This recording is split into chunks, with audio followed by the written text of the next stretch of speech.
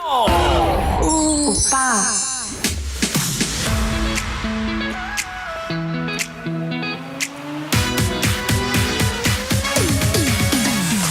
At ako'y nagbabalik na po ang Spicy Oppo mo na talaga nga namang alam ang mga red flags kahit anong date pa yan. Di ba? Kahit restaurant date pa yan, sine date o kung anong date pa yan, lahat yan, na-try ko na, lahat yan, naranasan ko na, lahat yan, alam ko ang mga red flag. Nagbabalik na po DJ Kim Chino na napapakinggan nyo 6 to 9 hanggang 9 p.m. pa ako. At syempre balik na tayo sa ating Chinitox, usapang pag-ibig mula sa Spicy Oppo mo. At tonight, di ba nga dapat alam mong kumilatis. Alam mo ang mga red flag para hindi mo na ituloy or i-pursue yung tao. Kaya naman tonight, ibibigay ko ang mga red flags kapag first date. Ito na yung take note mo. Ito na yung mga ililista mo. Para kung makikipaglandian ka ulit, alam mo na ang dapat iwasan. Uy, sinasantabi mo to dati, kaya tignan mo, hanggang ngayon single ka pa rin. Kaya yung mga ginastos mo sa date, hindi mo na ma-refund, hindi mo na ma-reimburse, pero yung trauma, nandyan pa rin. Sabi ko kanina, mahal, red flag yan sa first date kapag mayabang, mahangin, maere, narcissistic, gwapong-gwapo sa sarili, gandang-ganda sa sarili, hindi ka na binibigyan ng spotlight at parang ayaw kang makilala. Diba? Kapag puro pasikat, puro payabang yung kadate mo sa first date, definitely gusto lang niya ng audience. Audience lang ang gusto niyan. At syempre, di ba kapag audience lang ang gusto, anong gagawin? Usually, kailangan lang niya ng tagapakinig. At the end of the day, kaya tayo nakikipag-date. Bakit? To get to know with each other. So, kung ayaw or hindi interesado sa'yo, definitely hindi yan pang matagalan. Hindi yan jowa worthy. Di ba? Ganun ka basic yun. At ang pangalawa, syempre, red flag din sa first date. Ano pa yung mga red flag sa first date? Naku, sinasabi ko sa inyo, red flag kapag nakipag-date ka ng dugyot. Ano ibig sabihin nun? Kung gaano ka kabango, kung gaano ka kagwapo, kaganda, definitely dapat sa personal, ganun din. Kung mukha kang mabango sa picture, dapat sa personal, panindigan mo. Diba? Ano ibig sabihin nun? Basic na basic. Ano ba naman yung hygiene? Basic hygiene. So, kung ikaw ay makikipag-date, first date, definitely best foot forward. Diba? Wag mo kong paandaran, wag mo kong pakitaan ng gusot-gusot na damit. Ano pa yung mga pet peeve ko or parang off sa akin? Ayoko na mahaba yung kuko. 'Di ba? Yung kokong, alam mo naman yung kokong marumi. Alam mo yung kokong talagang hindi siya naglilinis. May mga ano pa diyan, may mga nakasabit pa ng powder ng fries. Hindi tinatanggal. Ano ba yung mga may lupa yung kuko, 'di ba? Dapat malinis yung kuko natin. Yung ganyan, no? Hindi naman sa pagmamalaki pero lagi po ako naglilinis ng kuko, 'di ba? Walang langis-langis, sabi ni Boy D. 'Di ba? Kung yung basic hygiene lang, first date, ayaw mong mag-ayos, 'di ba? Basic na basic. Nakaka-ano rin 'yan nakaka-turn on din kapag mabango, 'di ba? Nakaka-turn on din kapag malinis, nakaka-turn on kapag maayos yung pananamit. Basically, wag tayong catfish. Ano yung ibig sabihin ng catfish? Yung gwapo, maganda sa picture pero in person, nako, sinasabi ko sa inyo, magugulat ka na lang. 'Di ba? Kaya maraming first date actually ang hindi nasusundan dahil sa mga ganyang gulatan. 'Di ba? Sabi nga ni Chean dito, kuko ng agila nung first date. Very, very turn off naman kasi yun. 'Di ba? Basic na basic. Anyway, mahal, dalawa pa lang yan sa senyales or talaga nga namang red flags sa first date na talaga nga namang kailangan mong ilista. At meron pa akong isa dito hanggang 9 p.m. pa naman ako. But for now, mahal, ikaw na nakikinig nakikinig, kami po ay naka-live sa 90.7 Love Radio Manila YouTube page. 'Di ba? Kaya naman kung gusto mo ng online kulitan ano ba yung nabitin ka kay Kim Chino, punta na kayo doon, ha? Shoutout ko rin pala muna isa sa mga paborito kong katrabaho at mahal na mahal ko. Nandyan si Mama Goya Magno. Maraming salamat sa pag-drop by at pakikinig. By the way, mahal, balik na tayo sa Rock and Music. At syempre, dito ka lang sa 90.7 Love Radio. Kailangan pa bang i-memorize yan? Basic.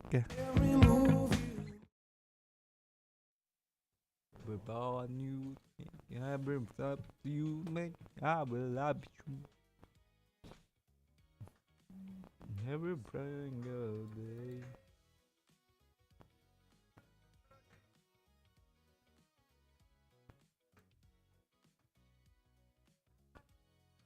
I will love you. Hi, mahal, mayong gabi sa inyo at welcome sa live ni Kim Chino dito sa 90.7 Love Radio Manila. At si Kim Chino at ang kanyang bangs ay talaga nga namang humihiwalay, hindi ko alam kung bakit. Oh, dapat yung concrete wala lang gagalaw. Wala nang gagalaw. Oo, ganyan na lang muna siya. Yan, walang gagalaw, hindi ako masyado gagalaw muna. Anyway, red flag daw. Tingnan natin yung mga comments pala.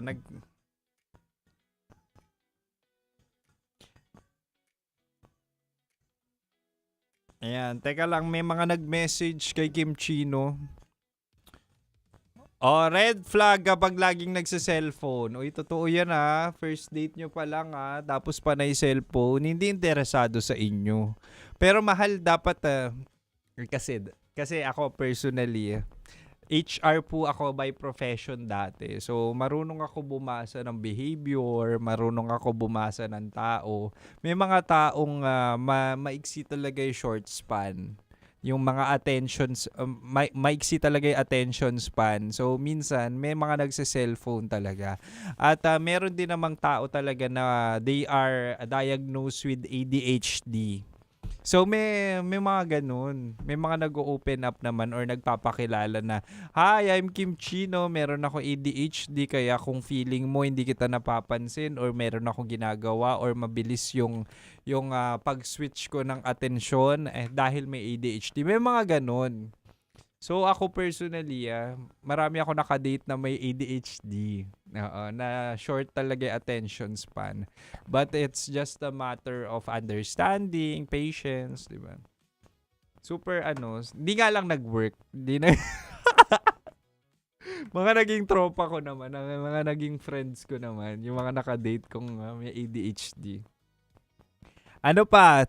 Red flag daw kapag puro ex ang usapan. Usually, hindi pa nakaka-move on kapag ex ang usapan. Uy, totoo yan Red flag pala sa butuan, sabi ni Alexander. Naku po. Nandiyan na si Maurino, shoutout natin. Hi, mahal, maraming salamat. Sabi ni Chean, red flag din yung love bombing. Uy, first date pa lang, parang mahal na mahal ka, di ba? First date pa lang, nag-I love you na. May mga ganyan yung parang jowang-jowa. Red flag naman talaga yan, Che. Tama yung sinabi ni Chean. Shoutout din natin SKRC, Team Bulacan, Daloso Rider ng SJDM. Shoutout. Shoutout din kapag pinipilit ka sa bagay na ayaw mo. Uy, may mga ganyan din yung mga namimilit at ikaw naman bilang people pleaser, definitely oo at oo ka. Example, kapag ayaw mo naman or hindi ka naman comfortable na talaga nga namang inaakbayan ka, hinahawakan ka, 'di ba? May mga mamimilit. So pupunta na tayo diyan sa sa harassment. Nako, kapag ganyan, malay nyo, pangatlo ko yan, di ba? Too good to be true. Ay, pwede rin, sabi ni Louie. Too good to be true. Na talagang nga namang siya lagi yung tama. Sobrang bait. Kwento niya yan di ba? Ano pa? Red flag kapag late nang walang abiso. Uy, isa pa to Kapag kayo makikipag-date or kayo example lang to, kunwari nag-date kayo tapos usapan nyo 1 p.m. dumating mga 3 p.m. walang abiso pero ikaw naghintay pa rin. 'Di ba? Concerned ka baka kung ano yung mangyari o di kaya kapag naghintay ka doon, umalis ka, biglang dumating siya, concerned ka. Ay naku, red flag 'yun. First date pa lang pinaghihintay ka na, first date pa lang late na. Hindi ka bina-value as a person, 'di ba? Yung oras mo hindi bina-value. That's a red flag. Huwag nyo na ituloy o di kaya ikaw na magsabi na tama na to. Di ba? Umpisa pa lang ganun na. Red flag 'yan. Red flag kapag nagyayabang, puro pera, kotse, trabaho, achievements ang pinagmamalaki. Yan nga yung sinasabi natin kapag mahangin, kapag mayabang. Mm. 'Di ba? Maganda yung low-key lang. Yung mga low-key na ano, sinasabi ko sa'yo, low-key lang. Kim Chino, low-key lang yun eh.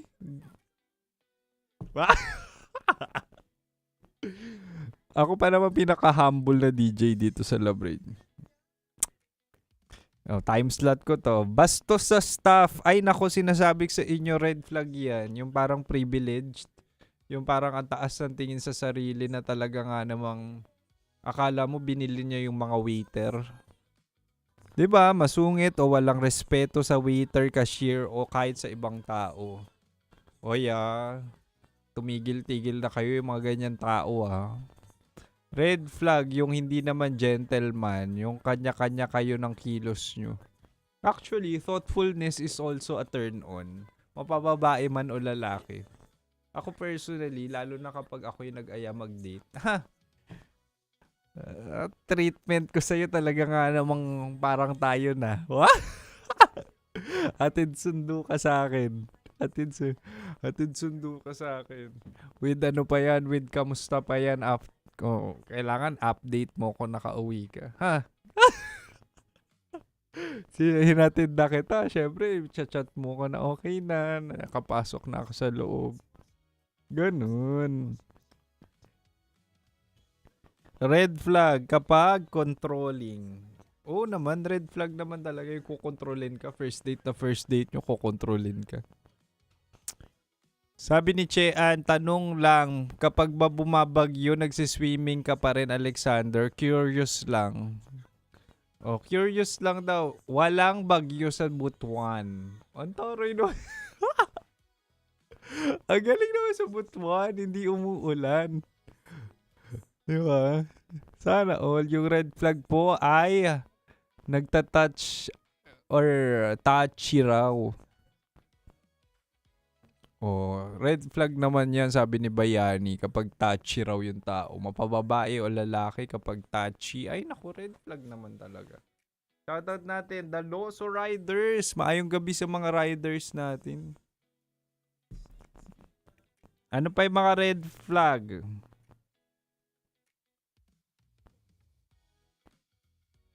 Red flag kapag nagpapalibre agad. Uy, totoo yun Okay lang naman manlibre. Actually, wag lang yung, alam niyo yung ano, yung boraot. First date, ano ba naman yung magtatanungan kayo or di kaya 50-50, di ba?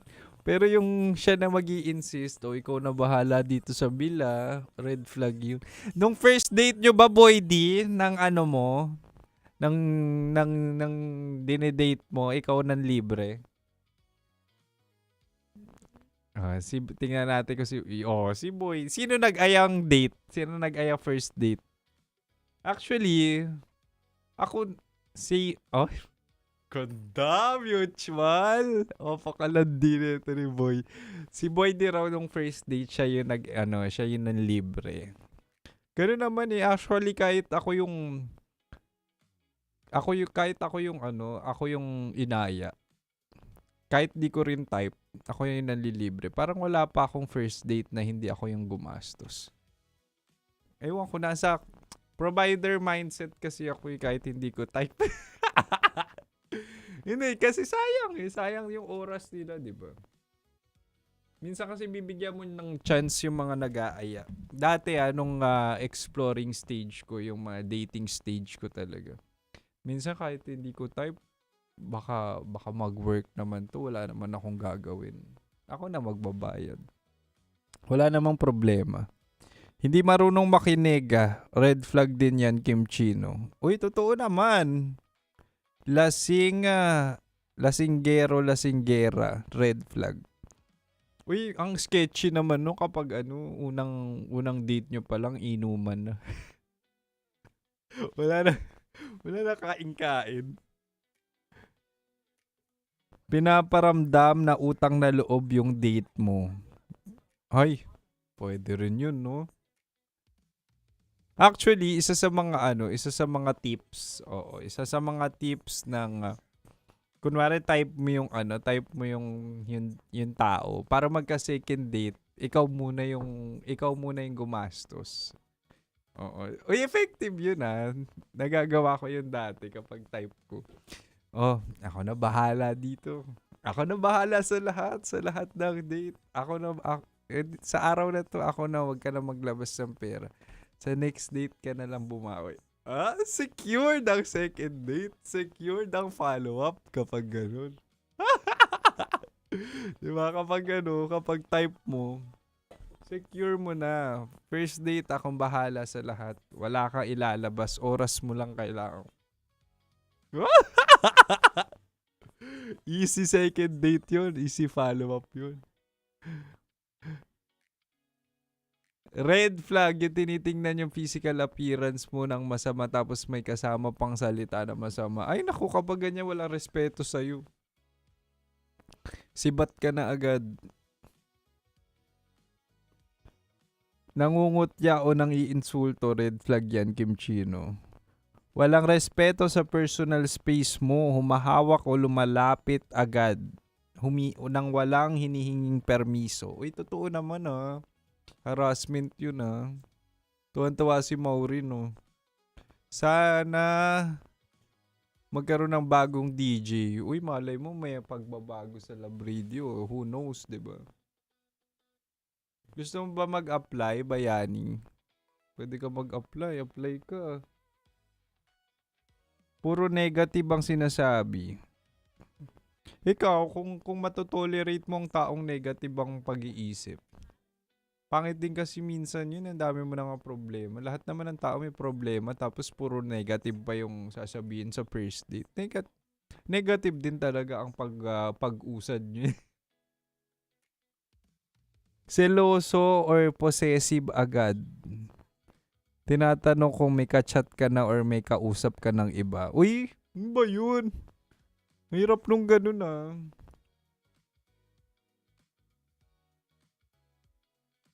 Maagang pag-uwi. Ano? Nagsiswimming pa rin si Alexander. Uy, red flag naman talaga yun. Actually, maraming red flag sa tao. Ikaw na lang bahala kung paano mo iti-take yun. At ikaw na lang din bahala kung kaya mong itolerate. Red flag, pag sa panlabas na anyo lang ang tinitignan, hindi yung ugali. Pero minsan naman kasi, pag nagkasundo na magkita kayo, definitely pasok kayo sa pre-screening. Di ba? Yung basic yung basic requirements nyo. Ibig sabihin, sa social media pa lang, parang approve na kayo sa physical appearance. So, ang i-workout nyo or i-check nyo na lang dyan is yung ugali, yung harmony nyo, di ba? Yung combination nyo. Ganun na yun What red flags are you willing to take? Red flag yung masarap na red flag talaga yung hindi paparamdam na gusto ka. Diba? Yung gabi-gabi, iisipin mo, bukas ba ako pa rin? Ganun yung nakakahabol na thrill. Challenging. Yung ayaw ka bigyan ng commitment. Red flag yun. Kaya ang dami nagsisettle sa situationship. Anyway, pwede na ba Boy D 750? Boy D, nandiyan ka ba? Anyway, oras natin 7:50. Uy, maraming salamat sa mga nakipagkwentuhan. Si Kim Chino po ay hanggang 9 p.m. pa naman. Kaya balik na tayo sa radyo. Tutok na kayo ha. Kung gusto nyo magpa-shoutout, go, go, go. I-message nyo lang ako sa @DJ Kim Chino sa Facebook. Ako po yung may hawak na headset. Ako yung nakangiti doon. Anyway, maraming salamat, mahal. See you sa radyo. Balik na kayo sa radyo. Bye-bye. Thank you. Happy Tuesday. Metro's #1 Love Radio. Basic!